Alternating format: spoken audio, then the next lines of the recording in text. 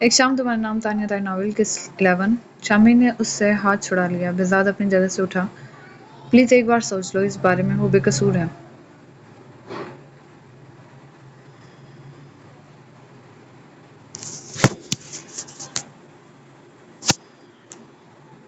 ایک شام تمہارے نام تانیہ تاری ناول کس 11 شامی نے اس سے ہاتھ چھڑا لیا۔ بہزاد اپنی جگہ سے اٹھا۔ پلیز ایک بار سوچ لو اس بارے میں، وہ بے قصور ہے۔ بہزاد کا دل کٹ رہا تھا۔ دھن کے ساتھ یہ زیادتی وہ ہونے نہیں دینا چاہتا تھا۔ تم گھر جاؤ اور جو ہو رہا ہے ہونے دو، اتنا نہ سوچو، وہ سر جھٹک کر بے حسی سے کہہ گیا۔ بہزاد لب بھینچتا ٹوٹے ہوئے قدموں سے باہر نکل گیا۔ شامی نے غصے سے لیپ ٹاپ بند کر دیا۔ اسے شدید تپ چڑھی تھی کہ وہ ہوتا کون تھا اسے آ کر یہ بات کہنے والا۔ فارغ ٹائم پاس تھا شامیر، جو اس بدچلن کی شادی اس سے کی جاتی، کمال ہے۔ وہ مٹھیاں بھینچتا سوچتا رہا اور پھر اٹھ کر باہر آ گیا۔ کیا ہو رہا ہے یہ؟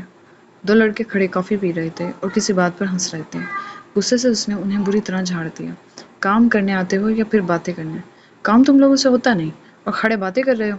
وہ بھڑکا تو وہ دونوں سوری سر کہتے وہاں سے چلے گئے، جبکہ دوسری طرف بہزاد شاہ نے اس سے نکل کر گاڑی میں سوار ہوا اور گھر کی راہ لے لی۔ گھر میں ہر شخص اس کا منتظر تھا، خاص کر نائلہ اور عزیر، یا شاید دادا جان بھی، کہ شاید شامیر مان جائے، جبکہ نیلم کو پکا یقین تھا وہ کبھی نہیں مانے گا۔ وہ اس ٹائپ کا انسان تھا ہی نہیں کہ اس لڑکی سے شادی کرتا۔ شامیر کی شادی تو میری بہن سے ہی ہوگی، وہ عشا کو دیکھتی بولی، جبکہ عشا نے بہن کی سمت دیکھا۔ ابھی مجھے لگتا ہے یہ پلان فلاپ ہو جائے گا آپ کا۔ بکواس نہ کرو، بس خود کو اس کے مقابلے کا بنا لو، وہ بولی، اور دونوں ناشتے کی پلیٹ لے کر باہر آ گئیں۔ تبھی حرین بھی آ گئی۔ نیلم اسے دیکھ کر اٹھ گئی۔ آؤ آؤ حرین، کیسی ہو تم؟ اس نے حرین کو جی بھر کر پیار کیا۔ نیلم نے شاید زندگی میں پہلی بار کسی سے یوں والہانہ محبت کا اظہار کیا تھا، اور حرین خود حیران تھی۔ اور سرخ جوڑے میں ہلکے سے میک اپ کے ساتھ بہت پیاری لگ رہی تھی۔ حرین مسکرا دی اور امیمہ کو ڈھونڈنے لگی۔ بتاؤ بھائی، تمہارے دلہا میاں نے تمہیں کیا دیا ہے؟ ویسے اسفند کی زندگی میں تم آ گئی، ورنہ بیچاری کی قسمت پھوٹنے والی تھی۔ وہ ہنسنے لگی۔ ویسے عاشقی بڑی تھی بھائی، بہت تھی۔ اکثر تو میں نے اسفند کو کمرے سے نکلتے دیکھا تھا۔ ایک بار رنگے ہاتھوں پکڑ لیا۔ وہ کسی ڈرامائی عورتوں کی طرح قصہ سنانے لگی، جبکہ حرین کا چہرہ پھیکا پڑ گیا۔ بٹن بند کر رہا تھا قمیص کے۔ وہ آئی برو اچکاتی بتانے لگی۔ ابھی کیا باتیں کر رہی ہیں؟ عشا نے بھی ٹوکا تو وہ ہنسنے لگی۔ کرتوت اسے بھی تو پتہ ہوں۔ اچھا خیر چھوڑو، آؤ ناشتہ کرو، نیلم بولی اور زبردستی اسے بٹھانے لگی۔ میں مامی جان کو ڈھونڈ رہی تھی، حرین بولی تو نیلم نے سر جھٹکا۔ وہ ناشتہ بنا رہی ہیں، انہیں دفع کرو، تم ناشتہ کرو، میں ان کی ہیلپ کر دیتی ہوں، حرین بولی اور اس کے پاس سے چلی گئی۔ دیکھا دیکھا کتنی میسنی ہے، نمبر بنا رہی ہے اپنے، نیلم نے کہا تو عشا سر پکڑ گئی۔ ابھی خدا کا خوف کریں، وہ گھور کر بولی تو وہ سر جھٹک گئی۔ حرین امیمہ کے پاس آ گئی۔ امیمہ نے اسے دیکھا اور پیار کیا۔ حرین مسکرا دی۔ لائے میں کرا دیتی ہوں۔ ارے نہیں بھائی، بالکل نہیں، وہ بولی، ابھی تو تمہارے ہاتھ کی مہندی بھی پھیکی نہیں ہوئی اور تمہیں کچن میں رسم کے بعد بلائیں گے۔ ٹھیک ہے چلو جاؤ بیٹھو، بلکہ ایک کام کرو، اسفند کو بھی اٹھاؤ، ابا جان ابھی ٹیبل پر آ گئے تو غصہ کرنے لگیں گے۔ امیمہ نے پکارا تو وہ سر ہلاتی اسفند کو اٹھانے آ گئی۔ وہ پھولوں کی سیج کے بیچ سو رہا تھا۔ یہ خواب حقیقت بن گیا تھا، اتنی خوبصورت حقیقت، اسے یقین ہی نہیں تھا۔ اس نے جھک کر اسفند کا شانہ ہلایا۔ اسفند اٹھ جائیں، وہ پیار سے اس کے بالوں میں ہاتھ پھیرنے لگی، جبکہ اسفند نے اس کا ہاتھ پکڑ لیا۔ ایک دم وہ ذرا کنفیوز سی ہوئی، وہ اسی کی سمت دیکھ رہا تھا۔ اس کے دماغ سے دھن جاتی تو اسے کوئی اور دکھتا۔ دھن، میں تم سے بہت محبت کرتا ہوں یار۔ وہ آنکھیں بند کرتا اس کے ہاتھوں کو چوم گیا۔ حرین کا ہاتھ کانپ گیا۔ دھن، وہ آنکھیں کھول گیا۔ حرین لب بھینچے اسے دیکھتی رہی، اور جیسے ہی اسے احساس ہوا یہ حرین ہے، جھٹکے سے اس نے اس کا ہاتھ چھوڑ دیا۔ حرین کو شدید بے عزتی کا احساس ہوا۔ اٹھ کر بیٹھ گیا اور ایک دم سیدھا ہو گیا۔ حرین اسے دیکھتی رہی۔ تم، میں، ہم دونوں کیا ہم دونوں رات میں انٹیمیٹ ہو گئے؟ ہم دونوں رات میں انٹیمیٹ ہو گئے؟ وہ شاکڈ تھا۔ حرین کا دل کٹنے لگا اس کے انداز پر۔ تم نے مجھے روکا کیوں نہیں؟ وہ بھڑک اٹھا۔ ہاں تمہیں کہا تھا نا، میں اس رشتے کو آگے نہیں بڑھانا چاہتا، تو تمہیں سمجھ نہیں آئی تھی؟ اگر میرا دماغ بہک گیا تھا تو تمہیں تو تمیز تھی۔ وہ غصے سے اونچا بول رہا تھا۔ آپ ایسے، شٹ اپ، اسفند نے آنکھیں نکالی۔ حرین، مجھے بولڈ لڑکیاں ہرگز نہیں پسند جو مرد پر مریں۔ دھن نے کبھی، وہ لب بھینچ گیا۔ یار حد ہے تم پر، وہ اسے دھکا دیتا واش روم میں چلا گیا، جبکہ حرین لبوں پر ہاتھ رکھ گئی۔ حیرانگی سے آنکھیں کھولے وہ اس کے رویے پر شدید بے عزتی محسوس کر رہی تھی۔ اس کی آنکھیں بھیگ گئیں، یہاں تک کہ آنسو گرنے لگے۔ وہ واش روم سے باہر آیا۔ حورین جان بوجھ کر اونچی آواز میں رونے لگی کہ وہ اس کے پاس آئے گا، اسے تسلی دے گا یا پھر اپنے رویے کی معافی مانگے گا، لیکن صد افسوس ایسا کچھ نہ ہوا۔ اسون فریش ہو کر باہر نکل گیا۔ وہ دروازے کو دیکھتی رہی اور مرے مرے قدموں اور ٹوٹے دل سے خود بھی آنسو پہنچتے اس کے پیچھے اتری۔ نیچے تب تک سب ناشتے پر آ گئے تھے۔ سب نے دیکھا لیکن بس چپ ہو گئے۔ دادا جان بھی کچھ نہ بولے، بختیار چچا بھی۔ ماما نے اسے بیٹھنے کو کہا۔ اسون تو آرام سے بیٹھ گیا تھا کھانے پر۔ بہو کا ناشتہ دو۔ دادا جان نے بس اتنا کہا اور اس کے بعد سب اپنی اپنی باتوں میں لگ گئے۔ اس سے ناشتہ ہی نہیں اتر رہا تھا، ایسا لگ رہا تھا وہ اجنبیوں میں آ گئی ہے۔ اس نے تھوڑا سا کھا کر ہاتھ روک لیا اور ایک نگاہ سب کو دیکھا۔ سب جیسے اس کی پرواہ نہیں کر رہے تھے۔ اگر وہ اٹھ کر بھی چلی جاتی تب بھی کسی کو فرق نہ پڑتا۔ بہزاد سر جھکائے بیٹھا تھا۔ دادا جان نے اس کی سمت دیکھا۔ دادا جان پلیز رک جائیں، نہ کریں یہ ظلم۔ وہ انہیں سمجھانے لگا۔ چپ ہو جاؤ، وہ سختی سے بولے۔ جس بدبخت کی قسمت ہی خراب ہو، اسے تم کتنا ہی کوشش کر لو سدھار نہیں سکتے، لیکن ضرورت ہے کہ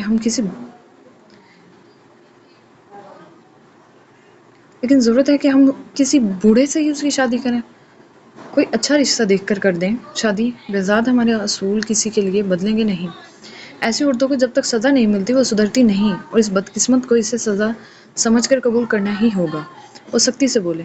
آپ سب کے ساتھ اسی قسم کی زیادتی کرتے ہیں، کیا اصول ہیں آپ کے؟ کن اصولوں کی بات کر رہے ہیں؟ کیوں ہم سب کو گلا گھونٹنے پر بیٹھ گئے ہیں؟ وہ ایک دم اٹھتے ہوئے چلایا۔ تیمور صاحب اسے دیکھتے رہ گئے۔ دادا جان آپ کے ہاتھ میں نہیں ہے ہم سب کا کنٹرول، دفع ہو جاؤ یہاں سے۔ تو برہمی سے بولے، چلے جاؤ بہزاد ورنہ بہت برا ہوگا۔ وہ گھور کر بولے۔ بہزاد دانت پیستا باہر نکل گئے۔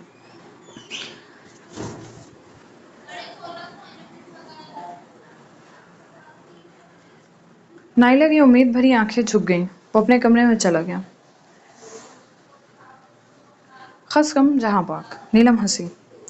آتی ہوں میں، ذرا اپنے میاں صاحب کا دماغ ٹھیک کر دوں، خواہ مخواہ ایک بے غیرت کے لیے ہلکان ہو رہے ہیں۔ وہ شانے اچکاتی اوپر چلی گئی۔ اسون گھر سے باہر چلا گیا جبکہ حورین تنہا صوفے پر دھن کے مسائل دیکھ رہی تھی۔ اس گھر میں وہ صبر کا دامن پکڑے ہوئے تھی۔ ان لوگوں کو نئے آنے والے مہمان سے زیادہ گھر میں دھن نامی ڈرامے کی ایپیسوڈ میں دلچسپی تھی۔ شام ڈھلی تو نواز صاحب، رابعہ اور وردہ آ گئے۔ وردہ کافی خوش تھی اور اسے بتانے آئی تھی کہ وہ آج رات یہاں سے چلی جائے گی، سارا انتظام ہو چکا ہے۔ بھائی نہیں آئے؟ وہ اداسی سے وردہ کو دیکھنے لگی۔ تم اداس کیوں ہو؟ وردہ نے اس کے گال پر ہاتھ رکھا۔ وہ پھیکا سا ہنس دی اور پھر اس کی آنکھیں بھیگ گئیں۔ اس وقت دونوں کمرے میں تھیں، باقی سب نیچے تھے۔ ابھی اسون کو صرف دھن یاد ہے، ہوش مت ہوش، صبح شام وہ تو صرف دھن کا نام لے رہے ہیں، پوچھٹیاں بھرتے بولی تھی۔ وردہ لب بھیج گئی۔ حورین تمہیں اب صبر تو کرنا پڑے گا، تم جانتی ہو وہ اس سے کیسے محبت کرتا تھا، والہانہ۔ اسے کچھ ٹائم دو کہ وہ دھن کو بھولے۔ لیکن آپی، اگر ایسا ہی رہا تو وہ دوبارہ دھن کو اپنی زندگی میں لانے کی کوشش کرے تو پھر میں کیا کروں گی؟ حورین کو جیسے ایک ہی دن میں خدشات لاحق ہو گئے۔ اب تم زیادہ سوچ رہی ہو۔ بھائی کیوں نہیں آئے مجھ سے ملنے؟ کیا انہیں میری یاد نہیں آئی؟ وہ روتے ہوئے پوچھنے لگی۔ وہ آئیں گے، انہوں نے کہا تھا تم سے اور مجھ سے بہت محبت کرتے ہیں، بھلا ہم دونوں کو کبھی بھول سکتے ہیں؟ وہ پیار سے بولی تو حورین نے سر ہلا دیا۔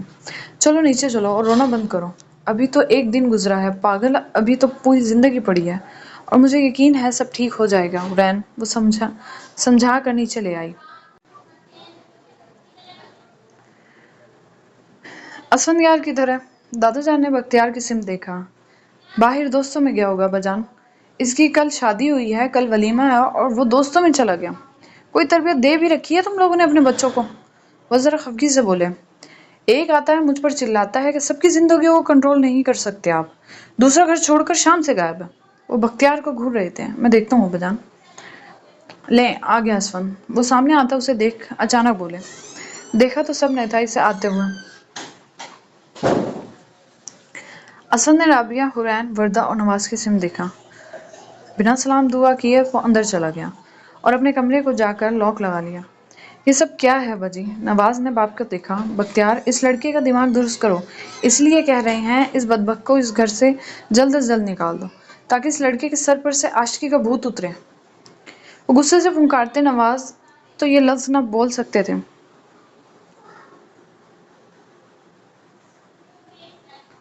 ابا جی میری بیٹی کے ساتھ کوئی ناانصافی نہ ہو۔ وہ بولے تو حورین کی آنکھیں بھیگ گئیں۔ ہماری بیٹی ہے اور ہمارے ہوتے ہوئے کسی بے قصور پر کوئی ظلم نہیں ہوگا۔ انہوں نے کہا تو وہ لوگ سر ہلا گئیں۔ کھانا لگا دیا ہے میں نے، آپ لوگ آ جائیں۔ امامہ نے آ کر کہا تو وہ سب لوگ کھانے کی ٹیبل پر آ گئے۔ صبح کی نسبت اس وقت اسے اچھا خاصا پروٹوکول مل رہا تھا۔ امامہ خود اسے کھانا سرو کر رہی تھی۔ امی آپ بیٹھ کر کھانا کھا لیں۔ بذات کو ناگوار گزر رہا تھا یہ سب۔ بس بیٹے کھا لیتی ہوں، آپ تو لو۔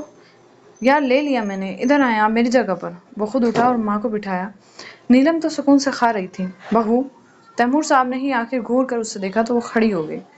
اب ایسے بھی کوئی بات نہ تھی آنٹی، آپ سٹول کھینچ لیتی، حد ہے، کھانے پر سے اٹھا دیا مجھے، اور بڑبڑاتی ہوئی اٹھ گئی۔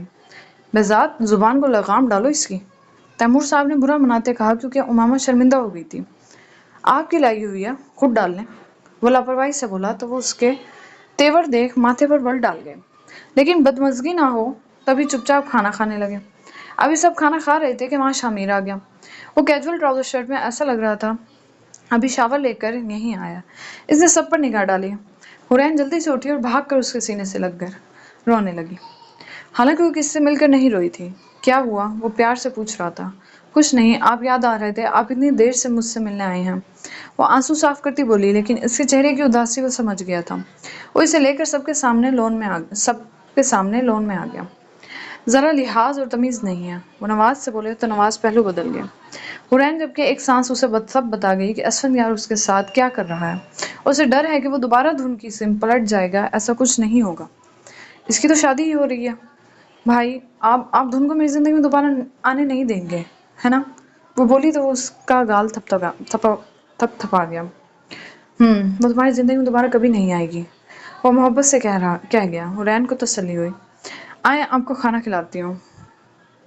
وہ بھائی کا ہاتھ تھام کر اندر لے جانے لگی۔ نہیں، میں بس تم سے ملنے آیا تھا، میری آج رات کی فلائٹ ہے، وردہ سے کہو وہ جلد فارغ ہو کر آ جائے، میں گاڑی میں اس کا ویٹ کر رہا ہوں۔ وہ بولا تو حورین ہنستی مسکراتی اندر چلی گئی۔ وہ بھی اسے خوش دیکھ کر مسکرایا اور باہر نکلتا کہ گلاس وال پر نگاہ چلی گئی۔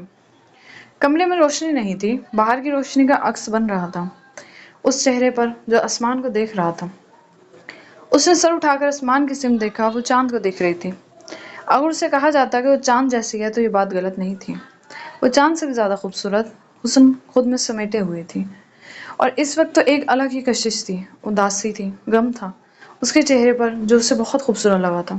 اس کی بڑی بڑی آنکھوں میں سرخی سی پھیلی اور آنسو کا ٹپکا اس کے کپڑوں میں کہیں جذب ہو گیا۔ اچانک دھن کا احساس ہوا کہ کسی کی نگاہ اس پر جمی ہوئی ہے۔ وہ چونک کر اس کی سمت دیکھنے لگی۔ نگاہیں ملی، اس نے اپنے بے داغ ہاتھوں سے اپنے گال صاف کیے اور پھر پردے آگے کر دیے۔ شامیر نے سر جھٹکا اور اس شہر سے نکلا جس میں اس وقت بند گیا تھا، اور پھر وہ باہر نکل گیا۔ وردہ کو حنین نے اندر آ کر کہہ دیا تھا۔ وردہ بے چینی سے اٹھی۔ بابا میں جا رہی ہوں شاہ بھائی کے ساتھ۔ وردہ نے اسے بتایا۔ کیوں؟ وہ سوال کرنے لگا۔ ہم سب کے ساتھ جانا، نواز نے کہا، میرا سر درد کر رہا ہے۔ وہ بولی تو نواز نے ذرا گھور کر دیکھا۔ چلی جاؤ، انہوں نے کہا۔ وردہ مسکرا کر باہر نکلی۔ حورین نے اسے بائے کہا تھا، وہ شامیر کی گاڑی میں آ کر بیٹھ گئی اور گاڑی ایئرپورٹ کے لیے نکل گئی۔ دونوں بہن بھائی یہاں سے جا چکے تھے۔ زاویہ لیپ ٹاپ پر ای میل ٹائپ کر رہا تھا۔ ہے اس کے پاس بیٹھی تھی۔ ہر کچھ دیر بعد وہ اس سے کوئی سوال پوچھ لیتی،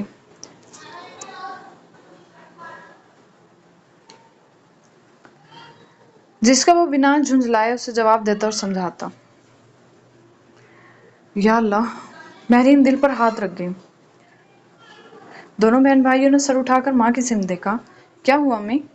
حیا نے ان کی بھیگتی آنکھیں دیکھی تو پہلے بھائی کو دیکھا اور پھر ان کے شانے تھام لیے۔ جی ابا جی، وہ روتے ہوئے بولی اور فون بند کر دیا۔ کیا ہوا ہے امی؟ وہ اٹھ کر ان کے پاس آ گیا۔ زاویہ، بشیر بھائی فوت ہو گئے، ان کا انتقال ہو گیا، صبح ہوا ہے، وہ روتے ہوئے بتا رہی تھی۔ ان دونوں نے انا للہ پڑھا اور حیا ماں کو چپ کرانے لگی۔ البتہ زاویار دھیان دیے بنا دوبارہ لیپ ٹاپ اٹھا گیا۔ زاویار، انہوں نے غصے سے کشن اس پر پھینکا۔ اب میں کیا کروں اگر اللہ نے انہیں اپنے پاس بلا لیا ہے؟ اور ویسے بھی امی، مرنا سب نے ہے۔ حیا، اپنے بھائی سے کہہ دو اسے یہ بے حسی جو اس نے اپنے اندر بھر لی ہے نا، مجھے نہ دکھائے۔ وہ بھڑکی۔ تو میں کیا کروں؟ آپ کی طرح رونے بیٹھ جاؤں؟ بدتمیز انسان، تمہاری بیوی بھی ہے وہاں، بھول گئے ہو تم؟ اب تک ان کی تدفین نہیں ہوئی، ایسے سار لاوارث پڑے ہیں، کیسا دل ہو گیا ہے حیا اس کا؟ मैं क्या करूं? वो सर थामे रोने लगी जबकि जावियार के होंठों पर से ये सवाल आ गया था। होंठों पर से ये सवाल अभी गया था। कौन सी बीवी? तो अब ये सब मुझे बताने का मकसद ये है कि मैं जाऊं वहां? वो सवाल करने लगा। तुम नहीं, हम सब जाएंगे, महरीन ने कहा। हेलो अम्मी। कोई जरूरत नहीं है, ठीक है, घर से कुछ पढ़कर उनकी मगफिरत की दुआ पढ़ लें। आप कहीं नहीं जा रही और हया को तो इस जगह पर मैं कभी ना जाने दूं। वो लैपटॉप एक तरफ पटक गया। बेटा, दरीशा को बुरा लगेगा। महरीन उसके करीब आई। कौन दरीशा? वो झंझला कर भड़का। तुम्हारी बीवी जावियार। वो लंगड़ी? जावियार ने दांत पीसे। मेरे सामने ना किसी का नाम ना ले। मुझे पहले ही बहुत गुस्सा है। पता नहीं क्या तमाशा बिला वजह मेरे पल्ले बांध दी है। ऊपर से ये जिद मैं इसे बीवी मानूं। सही ड्रामा है। खौफे खुदा उड़ गया इसमें से। कैसे ऐब गिन रहा है। महरीन दिल थाम कर बोली जबकि जावियार फ्रेश होने चला गया। वो कुछ देर में बाहर निकला और गाड़ी निकाल कर वो फैसलाबाद के लिए निकल गया। बेजाद फ्रेश होकर बाहर आया तो नीलम उसे ही देख रही थी। वो उसके नजदीक आई और उसके शर्ट के बटन खोलने लगी। क्या कर रही हैं ये आप? वो जरा तल्खी से बोला। क्या हो गया? उस वक्त से लड़ रहे थे। मुझे लगा मैं तुम्हारा मूड ठीक कर दूंगी। नीलम, फिलहाल मैं सलाम को एयरपोर्ट छोड़ने जा रहा हूँ, आकर बात करते हैं। बात नहीं, हम प्यार करेंगे। उसकी गर्दन में बाजू डालती झूलती बोली। ठीक है। उसके हाथ हटा गया। नीलम हंसती हुई अपनी जगह पर बैठ गई। वो दिल ना होने के बावजूद उसकी ख्वाहिश और उसके फराइज मन मानकर पूरे करता था। वो बाल बनाकर बाहर निकल गया। दोस्त के साथ एयरपोर्ट पर पहुंचा तो वो लंदन जा रहा था। बेजाद इससे हंस कर बात कर रहा था कि बेसाख्ता उसकी निगाह वर्दा पर ठहर गई। वो जानता था उसे नवाज ताया की बेटी थी। अब तो घर भी आ जाती थी। वो कैसे न पहचानता। गया, मैं जरा कॉफी लेकर आता हूँ, सर दर्द हो रहा है। अरसलान ने उसे कहा तो वो सर हिला गया और अरसलान के जाते ही वह हैरान और परेशान सा वर्दा के सामने आ गया। वर्दा? वर्दा ने सर उठाकर झटके से उसे देखा। वो एक लम्हे के लिए नर्वस हुई थी। अभी कुछ देर में उसकी फ्लाइट थी और ये क्या मुसीबत आ गई थी।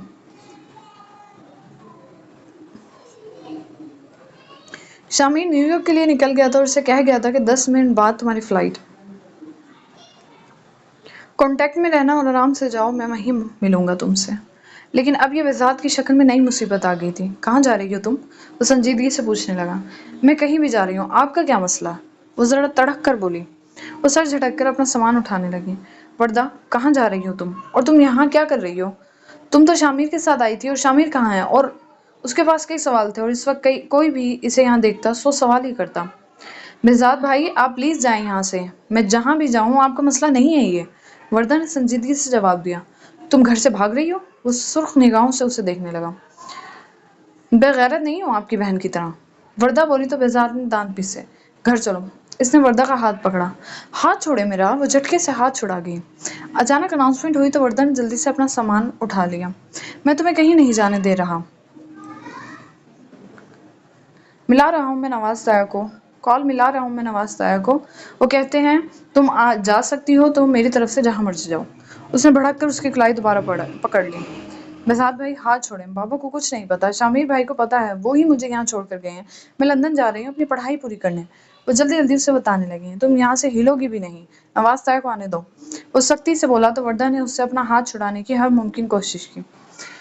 लेकिन इसकी गिरफ्त इतनी भी हल्की नहीं थी कि वो निकल कर भाग जाती। अनाउंसमेंट दोबारा हुई और बेजाद ने नवाज को फोन पर बुला लिया।